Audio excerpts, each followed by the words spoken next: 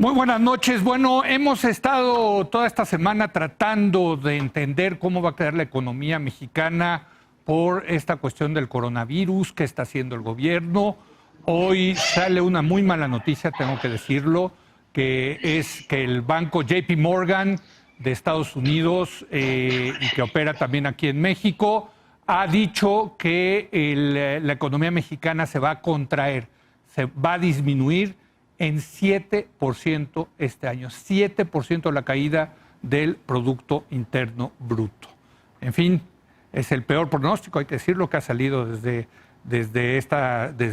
días recientes, porque pues a otros hablaban de -2, de -3, -4, hoy JP Morgan -7%. Para debatir este tema, vía remota, saludo a Ana Laura Magaloni. Ana Laura, ¿cómo estás? Muy buenas noches. Hola Leo, buenas noches.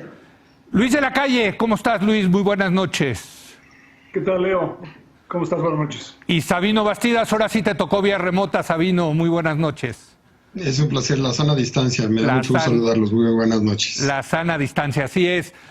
Luis, supongo que viste el reporte de JP Morgan, también hay que decirlo. Standard & Poor's degradó en un notch, en un escalón, en un escalón la deuda mexicana. ¿Cómo lo ves?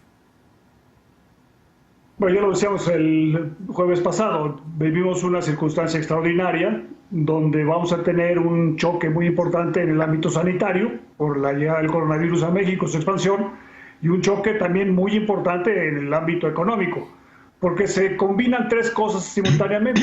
En primer lugar, un choque de oferta por la disrupción de las cadenas productivas, por los cierres que hemos hecho de hoteles, de restaurantes, de fábricas, de líneas de producción.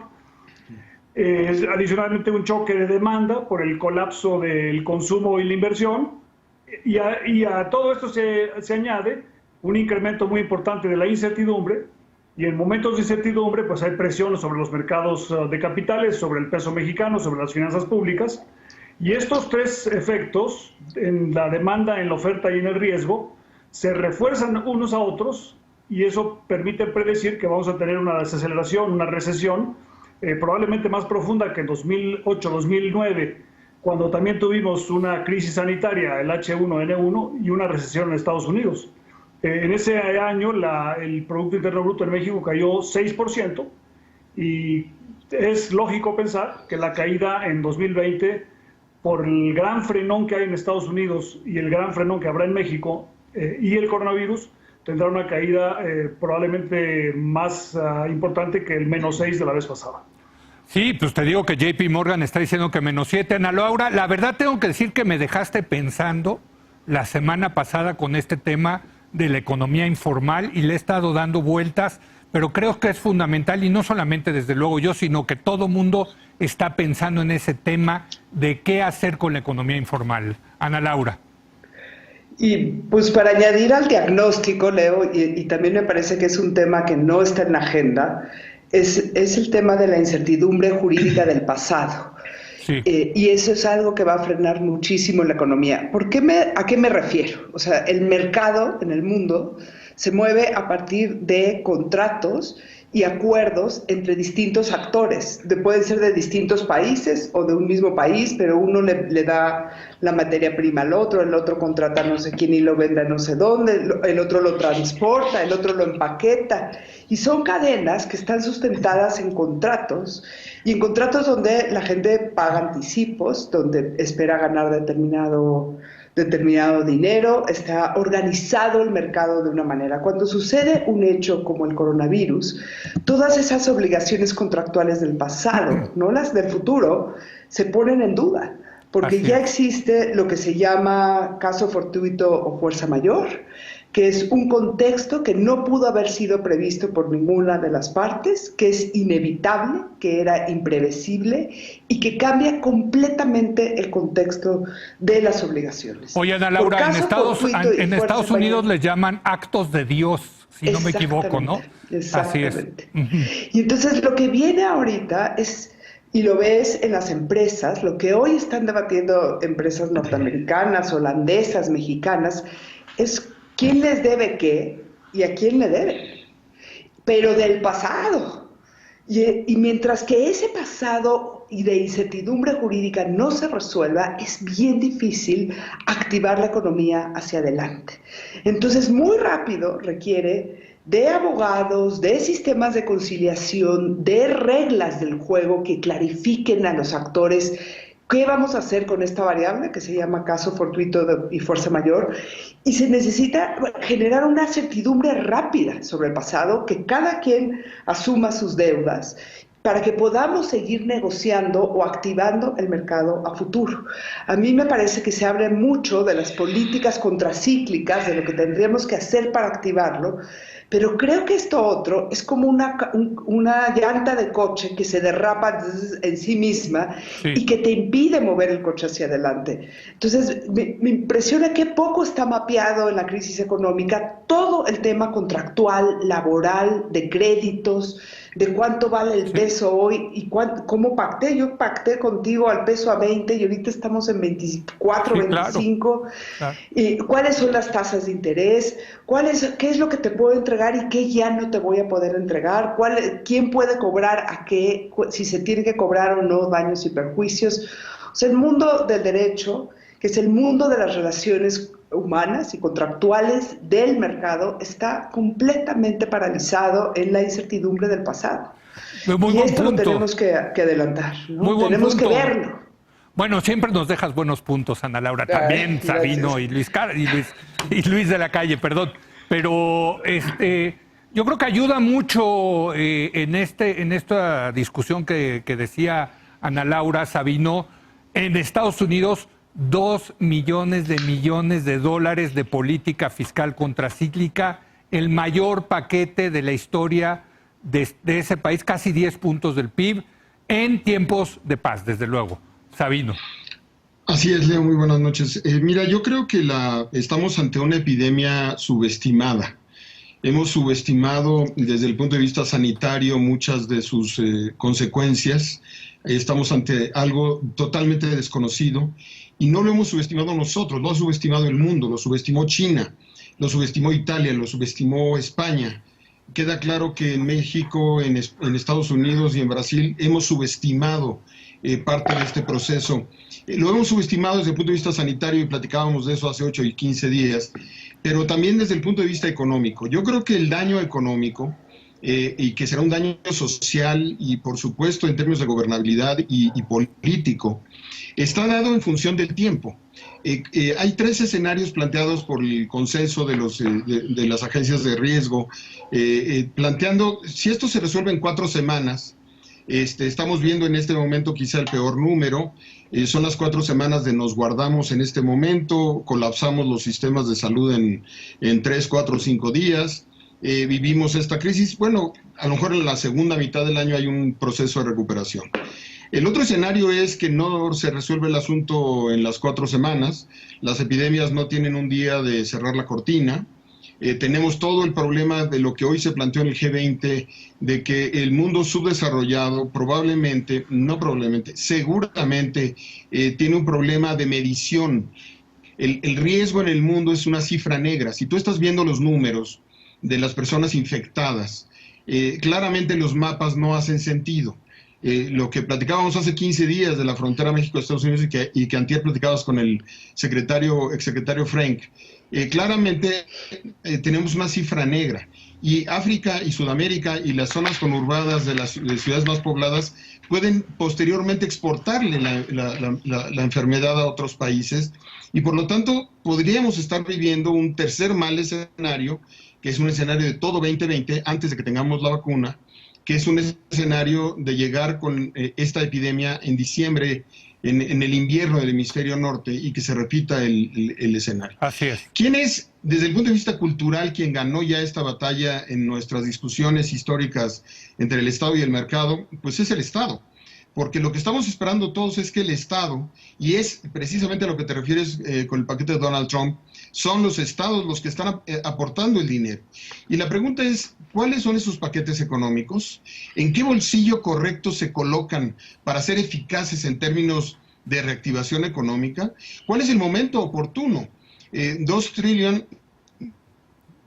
2 billones. metieron norteamericanos a la ecuación En sus números, acuérdate que dicen billion y luego trillion. Sí. 2 millones de millones. 2 millones de millones. El trillion que ellos le llaman. Evidentemente, ellos le están metiendo esta cantidad de dinero. Depende de dónde se meta y depende qué pase en la duración de la crisis. Si esta crisis es la crisis de las 4 semanas, y en 4 semanas, como cree el presidente hoy en la mañana, que manda a llamar al subsecretario Gatell y le dice, ¿verdad que en la semana del 16 ya nos levantamos? Y así no funcionan las epidemias. Las epidemias no tienen un día, y la economía menos se va a restablecer al día siguiente de que acabe la epidemia. Evidentemente hay un daño, como señalaba hace un momento Luis, cadenas productivas, cadenas de suministro, cadenas de valor. El escenario corto, que es el que todos deseamos y esperamos que sea un catarrito, ya provocó estos números de -7 para México, de -3 para los Estados Unidos probablemente, es el trimestre más bajo quizá en la historia moderna de la economía. Imagínense si esto se llega a prolongar en el tiempo y si tenemos que hacer un segundo momento de apagón. Entonces, tenemos que estar preparados para el peor escenario y muchos de los estados nacionales no los veo reaccionando con la agilidad, con la celeridad que se requiere. Ante este número del 7%, y a mí me gustaría ver al secretario de Hacienda operando, a mí me gustaría ver cuál es la reacción de los mercados mañana en la mañana. Los datos no son buenos y es un tema de confianza. Y en medio de la confianza, nuestro propio problema estructural eventualmente la crisis global puede ocultar parte de nuestros problemas locales. Es decir, el COVID-19 está ocultando muchos de los errores. Veníamos del 0% y el pronóstico era que íbamos a crecer 0%. Entonces, no es nada más COVID-19 que es un problema mayor. Es además nosotros cómo estamos reaccionando con la confianza, con los inversionistas, con nuestras políticas públicas, lo de Constellation, las grandes obras cuestionadas, la relación con los empresarios. Todos esos temas son una preocupación para el rebote de la economía. No todas las economías van a rebotar igual. Bueno, yo nada más quiero hacer el apunte, querido Sabino, que ya hiciste el juicio de que ganó el Estado sobre el mercado. Yo creo que en esta situación no hay duda de que el mercado no funciona, de que se necesita un Estado para ordenar frente a una emergencia de este tamaño al mercado, precisamente. Porque si lo dejas al mercado solamente, los efectos pueden ser devastadores. Pero ya tendremos, desde luego, esa discusión. Luis, adelante. Bueno, es muy claro que va a ser una crisis profunda. Es menos claro cuánto va a durar. Yo creo que debemos suponer que no va a durar poco tiempo. Como bien decía Sabino, la caída más allá del 6%, quizás 7%, está predicada en que la crisis sanitaria no dure mucho tiempo. Si dura más tiempo, pues la crisis económica se alargará. Entonces, es muy importante que el gobierno tome medidas de política económica para paliar la situación, para ayudar a que la economía tenga un comportamiento mejor de lo posible. Obviamente el comportamiento va a ser negativo. Por ejemplo, en China, que venían creciendo al 6%, van a tener un crecimiento negativo quizá de -3, -4. Eso implica una caída de 10 puntos porcentuales. En México estábamos en un poquito abajo de 0, pues no es difícil que acabemos abajo de 7 o algo así, ¿no? Pero bueno, ¿qué requiere hacer el gobierno? Yo creo que un conjunto de cosas, de 3 cosas. La primera es, por supuesto, la salud. O sea, se requieren recursos crecientes en el ámbito sanitario. Hay que recordar que el causante fundamental de los problemas es el virus. Y entonces lo que tenemos que hacer es atender el virus. Hay una discusión de si se tiene que escoger entre la economía y la salud. Yo creo que es un dilema falso. Tenemos que apostar a favor de la salud, pero también necesitamos apostar a favor de la economía, con las restricciones presupuestarias y de capacidad de acción que tenemos. Entonces, en el ámbito sanitario, la dotación a los hospitales de más doctores, más enfermeras, más material, más ventiladores, más equipos de diagnóstico, por supuesto. Habilitar los hogares como lugares donde la gente pueda tratar a los enfermos menos graves y un gran etcétera en materia sanitario. Y sobre todo, medir, porque en México hemos sido omisos en no medir, y la medición es importante desde el punto de vista patológico, pero también desde el punto de vista económico, porque necesitamos una estrategia para poder regresar a trabajar.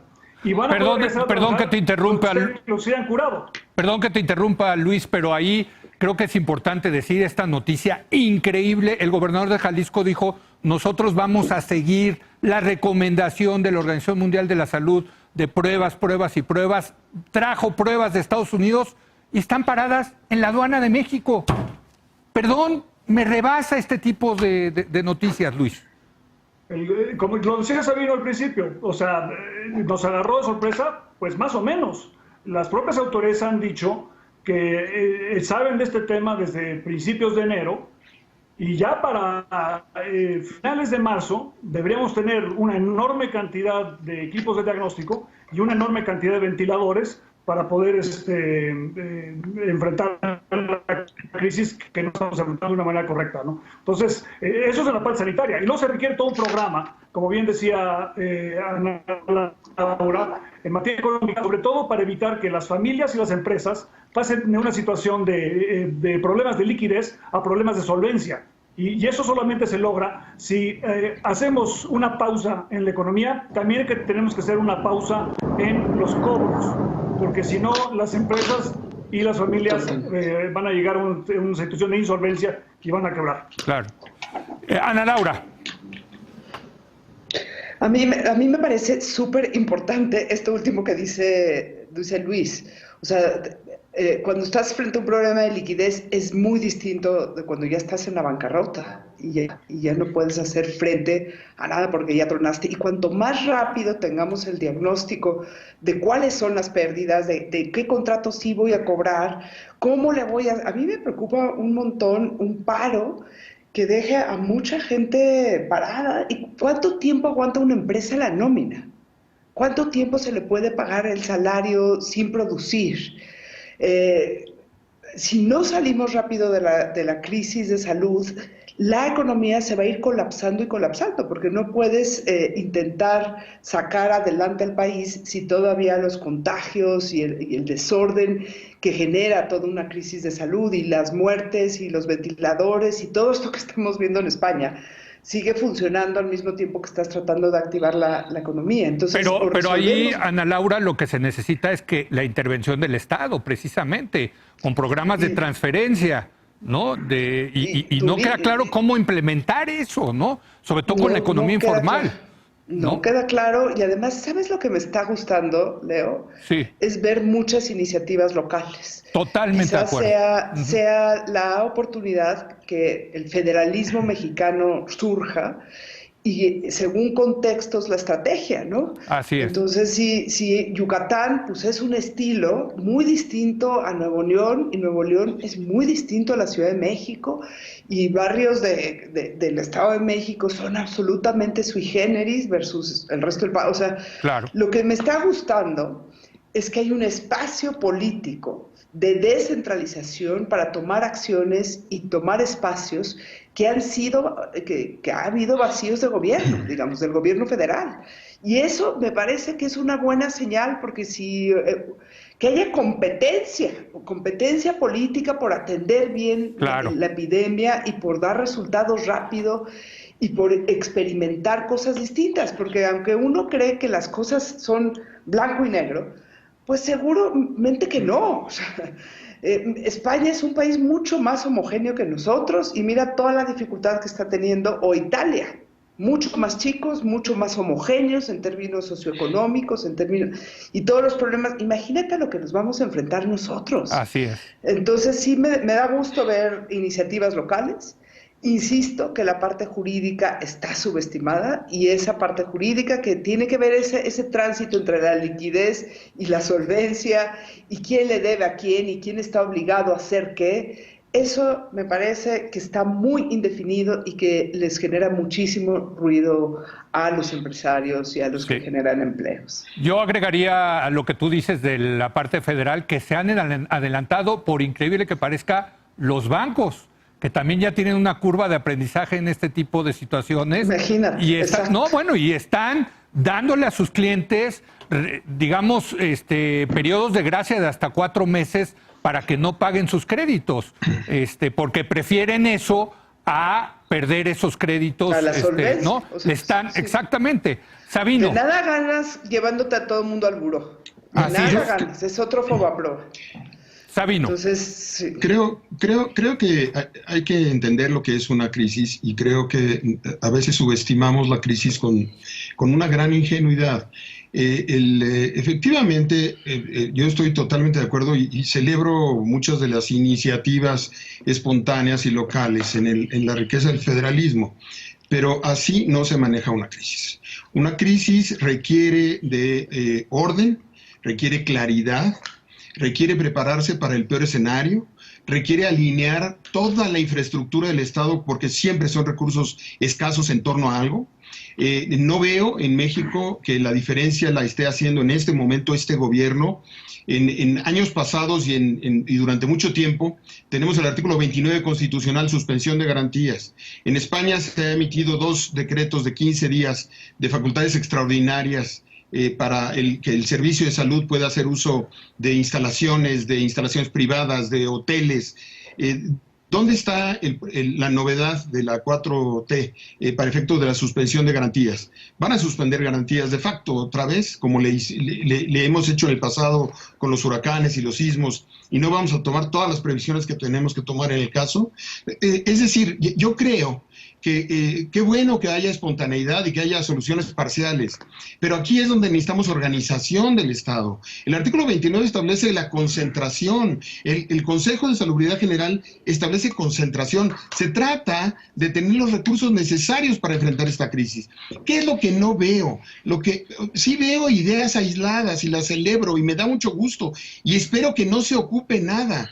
Preparémonos para el peor escenario y esperemos el mejor escenario, pero prepararse para el mejor escenario significa hace rato haber visto una gran estrategia integral en materia económica. No son tantos créditos para micronegocios, no son tantos créditos para informales. La economía también está hecha de grandes empresas, la economía también está hecha de pequeños profesionistas, la economía también está hecha de sostener a tu aparato formal. El enfoque todavía hoy en la mañana del Ejecutivo Federal, de hablar solamente de microempresas y economía informal, pues ¿con qué vas a jalar todo lo demás? Pues con lo que tengas en la economía formal. Y también requieren una serie de decisiones que el Estado sí puede ejercer. Entras a agua potable, entras a luz, entras a predial, entras a no me pidas ahorita mi declaración patrimonial, digo mi declaración de impuestos, si tengo que ir a ver al contador para discutir ese tema. Es decir, facilidades, temas de licencia. Sí, totalmente. A ver, yo quiero ver en este momento lo que todos queremos ver y lo que todos estamos extendiendo la mano es que el Estado funcione. Y que el Estado funcionara en esta ocasión no era un dilema entre la bondad de la condición de unas personas que necesitaban más ayuda y la condición de que eran primero el tema de la salud.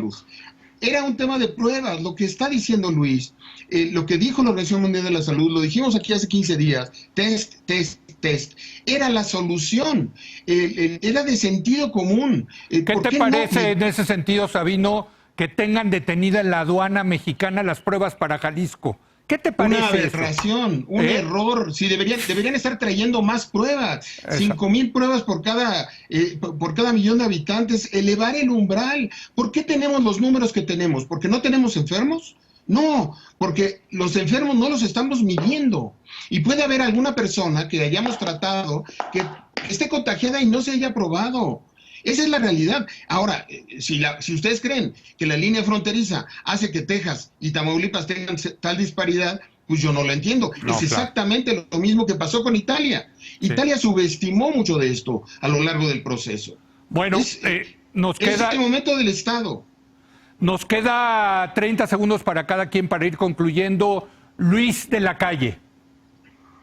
Bueno, efectivamente lo que se requiere es liderazgo, pero este gobierno, el presidente de la República, ha preferido postergar el problema y ha hecho un argumento ideológico en el sentido de que somos un país donde hay mayoría informal o mucha pobreza, no podemos hacer las cosas de una manera seria. Yo creo que eso demerita los derechos y lo que merecen los mexicanos en materia de la acción del gobierno, porque no se trata de escoger entre economía y salud, sino en apostar a la mejor salud de los mexicanos y a las mejores condiciones económicas de los mexicanos en una circunstancia muy complicada, muy difícil, y entre más serios lo hagamos, mejor. Si tratamos de sacrificar la salud en aras de la economía, va a pasar que vamos a perder la salud y vamos a perder también la economía. Gracias, Luis. Ana Laura. Sin duda estamos ante un escenario sin precedentes en el mundo. O sea, faltan porque se acomoden muchísimas piezas en México y en el mundo. Vamos a ver si México se equivocó. O sea, yo creo que esto de que en México hay muchísimos casos más de los que están reportados, está por verse.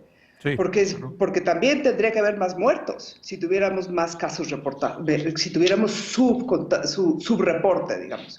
Entonces, no sé, yo no sé si México se equivocó y debió haber lanzado la fase 2 antes o no. Eso se va a ver en las siguientes semanas, como en cuanto a la estrategia de salud. Pero sin duda, los números de muertos sí te dicen que tenemos más o menos este número de contagios, o sea, comparados con países que han tenido ese número de muertos, con ese número de contagios reportados.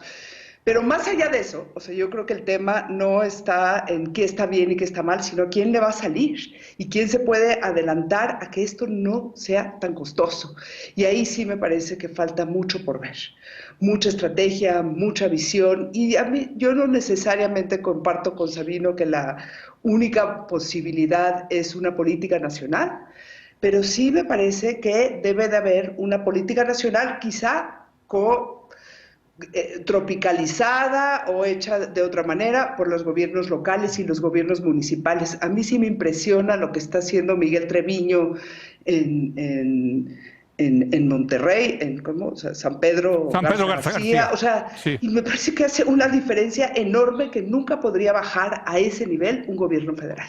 Entonces, me parece que es una mezcla que nadie sabemos con certeza a qué nos estamos enfrentando y por lo tanto nadie sabemos con certeza cuáles son las soluciones y hay que ir aprendiendo de los errores y de los aciertos. Con mucha humildad. Y con mucha humildad de lo que no sabemos, la verdad. En ese debate, por cierto, también en Estados Unidos, impresionante lo que han hecho gobernadores como Andrew Cuomo de Nueva York, que se han movilizado mucho más que el gobierno federal. Pero una última, exacto. Sí, una última, 30 segundos, Sabino. Nadie sabe con certeza, efectivamente, y cuando nadie sabe con certeza hay que hacer lo que sí sabemos hacer con certeza, que es tratar de tener mayores recursos, mejor infraestructura, exagerar en las medidas, preparar a la gente, ser mucho más claro, y ese liderazgo es el que no ha habido a lo largo del proceso. Queremos que lo haya, lo necesitamos. Este es un momento en donde los presidentes de la República, los líderes políticos, hacen una enorme diferencia junto con sus equipos. Tenemos que actuar con una enorme responsabilidad. No sabemos los alcances. Espero que no pase nada. Espero que todos estemos bien. Espero que los mexicanos seamos excepcionales y espero que el detente funcione. Pero lo que necesitamos en este momento es gestión gubernamental y que el Estado, que está bastante maltrecho desde hace 18 años, funcione y que los pedazos que quedan ahí sean articulados. Y eso significa optimizar, utilizar al Estado. Y por cierto, quiero recordar otra vez el artículo 29 constitucional. ¿Qué vamos a hacer para respetar garantías individuales? Es todo un tema y no está en el debate. ¿No éramos diferentes? Pues yo creo que eso lo podemos de hecho debatir si quieren la semana que entra, porque sí es un tema. Yo no sé si ustedes tengan claro, tenemos dos abogados aquí en la mesa, pero ¿cuándo fue la última vez que se utilizó el artículo 29 constitucional de suspensión de garantías? Creo que en 42, en la Segunda Guerra Mundial. Pues sí. Pero lo que importa es el artículo 73, por cierto, que es el que le da las facultades al Consejo de Salubridad, claro, para tomar medidas extraordinarias, ¿no? Y un poco la queja que han hecho los abogados, yo no lo soy uno de ellos, sí, es precisamente que este Consejo no ha tomado las decisiones que debería estar tomando para encauzar y coordinar las acciones, aunque haya también acciones en el ámbito local. Perfecto. Lo que los abogados quieren es el estado de emergencia. Eso clarificaría los contratos. Claro, claro, lo que está pasando en España, lo que ya hizo España 2 veces, lo que están haciendo otros países. Bueno, pues el estado de emergencia ordena. Yo claro, los extraño. ¿Qué quieren que les diga aquí en la mesa? Estoy solito junto con nuestro floor manager, Ramón. Yo Les damos también, un abrazo extraño. virtual.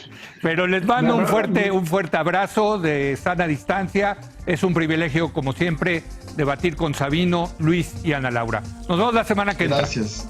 Gracias. Hasta luego. Saludos a todos. Bueno, ahora vamos a tener a Laura Flamán. Ella es profesora del Colegio de México, experta en sistema de salud. Vamos a analizar con ella qué tanto está listo o no el sistema de salud pública en México para la epidemia del coronavirus.